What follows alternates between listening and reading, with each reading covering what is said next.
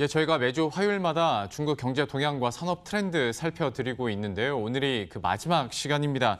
비전 크리에이터 정주영 대표와 함께하도록 하겠습니다. 어서 오십시오. 예, 반갑습니다. 안녕하세요. 이게 중국 본토 얘기는 아닌데 꼭 여쭤봐야 될 것 같아서 그 미국 정부가 이제 중국에 대한 투자를 규제하는 방안을 검토하고 있다. 이 소식이 나오면서 이제 지난 주말 사이에 좀 한번 시끌시끌했었는데 또 피터 나바로가 이거 가짜 뉴스다 뭐 이렇게 얘기를 했어요. 그래서 이거 좀 어떻게 보시는지, 그리고 만약에 이거는 가능성이 크진 않지만 진짜 상장 폐지가 근데 가능은 한 겁니까? 그러게요. 그래서 참 투자를 하실 때 이게 소음과 어떻게 보면 신호를 잘 파악을 해야 되고, 그걸 이제 헷갈리면은 자꾸만 헛다리를 짚게 되죠. 그래서 이번 뉴스는 뭐 가짜 뉴스를 넘어서 저는 뭐 가타부타를 떠나서 일단 소음에 해당한다고 생각하고요. 왜냐하면 만약에 트럼프가 진심이 있더라도 트럼프 행정부에서 이걸 실행할 가능성이 거의 제로입니다. 왜냐하면 이유를 몇 가지 드리면, 현재 중국 기업들이 나스닥에 그리고 뉴욕 거래소에 상장돼 있는 시가총액의 가치의 총합이 1,200조 원입니다. 한국 코스피 전체 시총이 1,700조 원이죠. 트럼프가 원하면 이걸 한 번에 거래소에서 사라지게 한다. 사실 상상하기 쉽지 않아요. 그리고 사실 그런 권한도 없고요. 그리고 이렇게 상장 폐지를 하면은 결국 손해 보는 거는 나스닥에 그리고 미국 거래소의 투자 은행들이 그 매년 어떻게 보면은 수익을 받는 그 중개 수수료나 그리고 상장 수수료나 막대한 수수료 차익을 하나도 얻지 못합니다. 그래서 결국은 미국이 가장 큰 피해자인데 왜 이런 이제 어떤 압박을 하냐, 이제 조만간에 또 협상을 하고 계속 어떻게 보면 국경절 전까지 압박의 강도 수위를 높이려고 온갖 카드를 다 쓰는 과정에서 지금 이런 얘기가 나오는 것 같고요.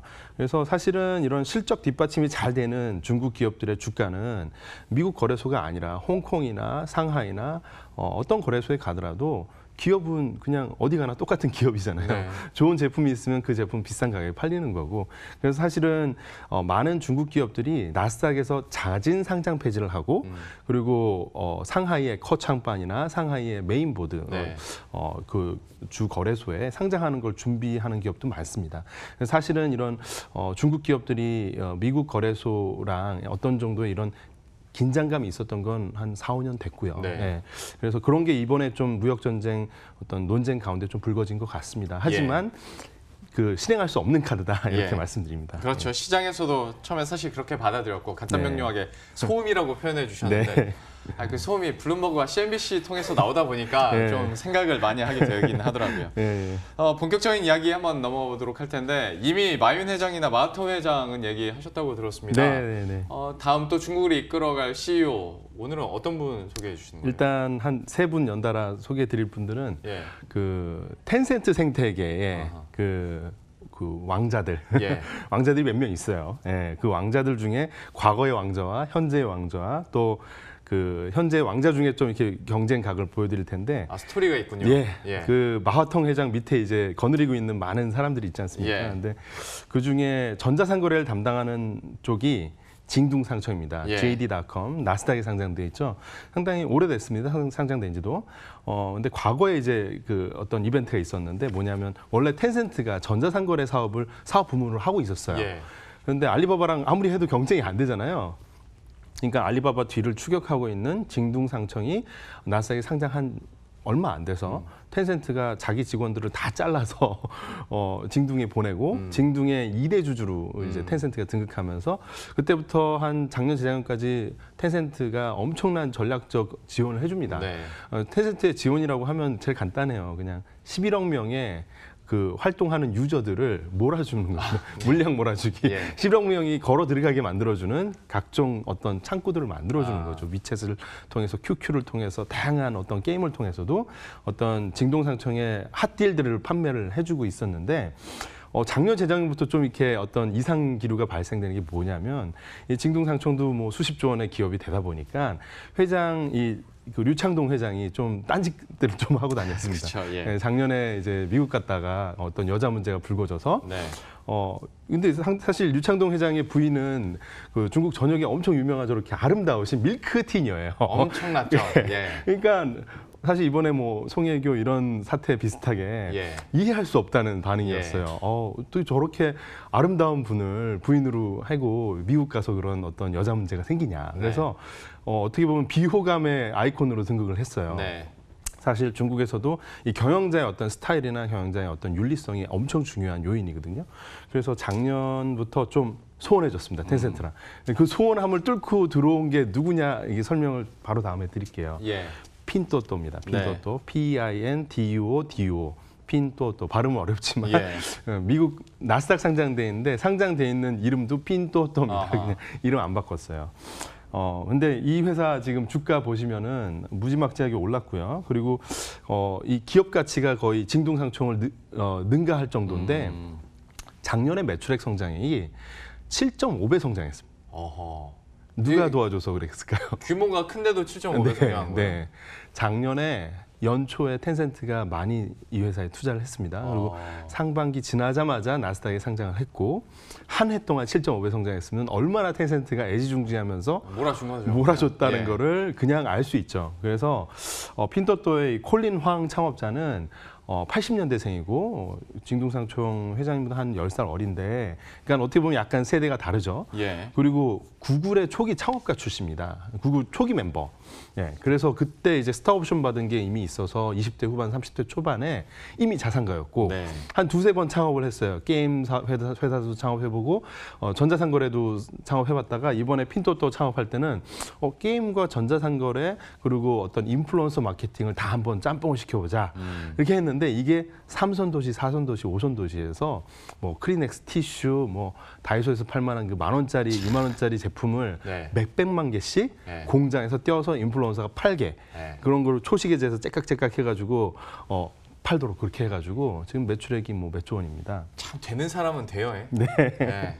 그래서 이 콜린 황이라는 이 대표가 어떻게 보면 지금 텐센트 계열에서는 가장 어떻게 총애받고 있는 물량으로 어떤 그 집중 그 지원을 받고 있는 그런 회사라고 볼 수 있습니다. 대표님 얘기 듣다 보니까 무슨 경제 삼국지 보는 느낌입니다. 예, 또한 이국지입니다. 이국지 지금. 네, 이국지. 텐센트, 알리바바. 예. 그러면 이 이국지 사이에서 또 그러니까 합병으로 이뤄진 기업 CEO도 또 주목받고 있는 사람이 있다면서요? 네, 참 이 논쟁의 사나이인데요. 얼굴도 좀 논쟁적으로 생기셨는데 되게 엄청 강하게 카리스마가 세게 생겼죠. 네. 메이투안 디엠핑 왕싱 회장입니다. 사진을 띄워주시면 좋은데 그 왕싱 회장은 사실 되게 스토리가 드라마틱해요. 뭐냐면 원래 이 회사는 알리바바가 어떻게 보면 육성하던 회사예요. 네. 네. 마윈 회장 밑에서 성장하던 마윈 회장의 장수였어요. 네. 근데 한 3년 전쯤에 전향을 합니다. 텐센트 계열로. 네. 그러면서 이제 근데 그때도 사실 뭐가 문제였냐면 이분이 성격이 너무 강해요.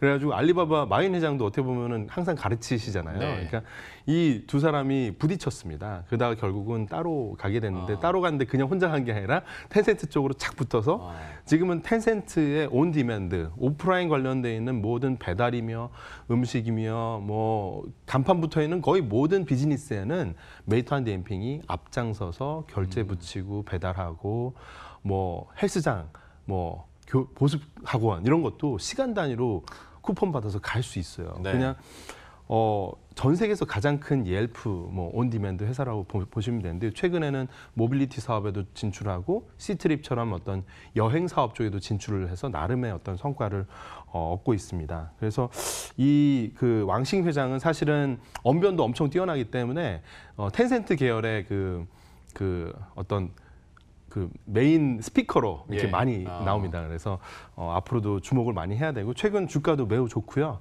올해 아마 영업이익 흑자 전환할 걸로 저는 전망을 하고 있습니다.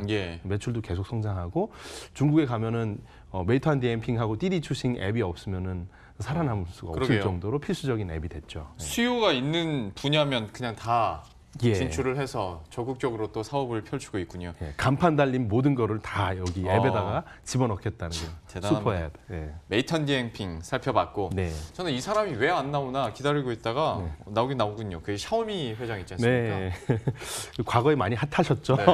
근데 지금은 좀 많이 어떻게 보면은 주가도 그냥 그렇고. 그렇죠. 좀 꺾였어요. 사실은 앞에 말씀드린 회사들하고 샤오미하고 차이는 뭐냐면 샤오미는 사실은 제조회사입니다. 네. 예.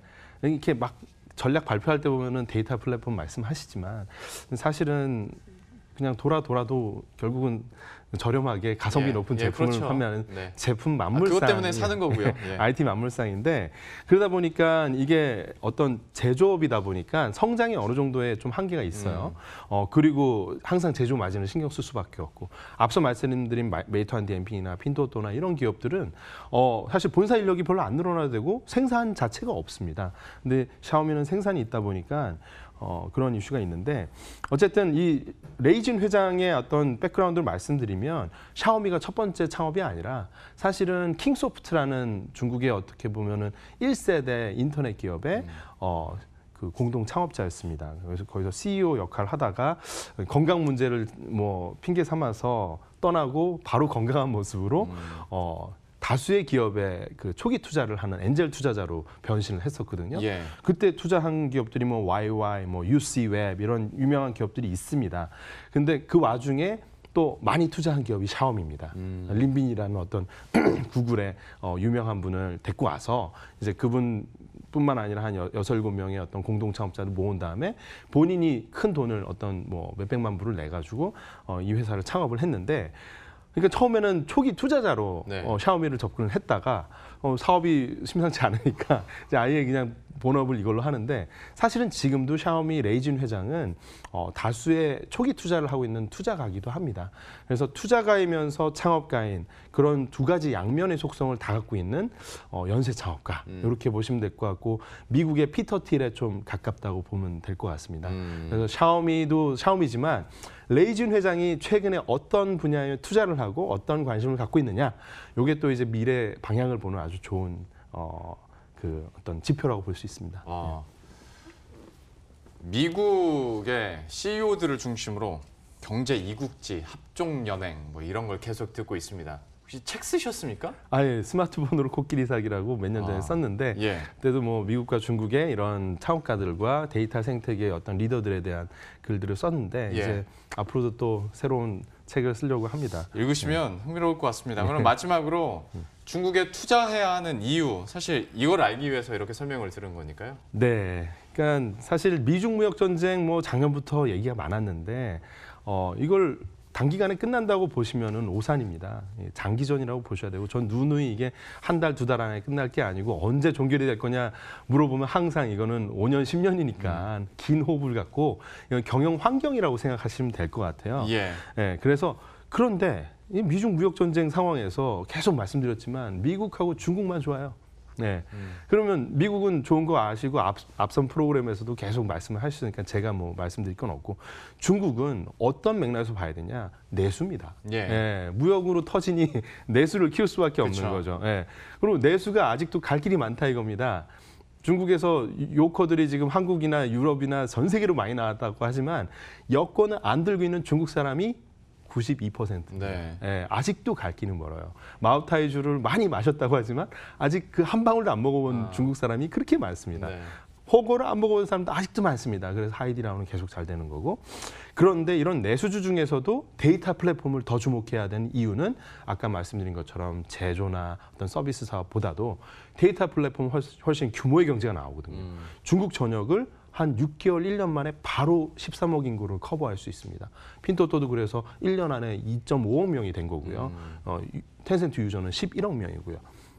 그래서 이런 내수 데이터 플랫폼 기업들 계속 저희 강조해드렸으니까 한번 앞으로도 계속 뭐 알리바바, 핀토토, 메이트한 디엠핑 이런 기업들 계속 주목해 보시면서 미래에 대한 어떤 냄새도 더 맡아보고 그리고 중국의 내수 산업이 어떻게 변화하는지도 좀 더 앞선 어떤 선진적인 트렌드 통해서 느끼실 수 있을 것 같습니다.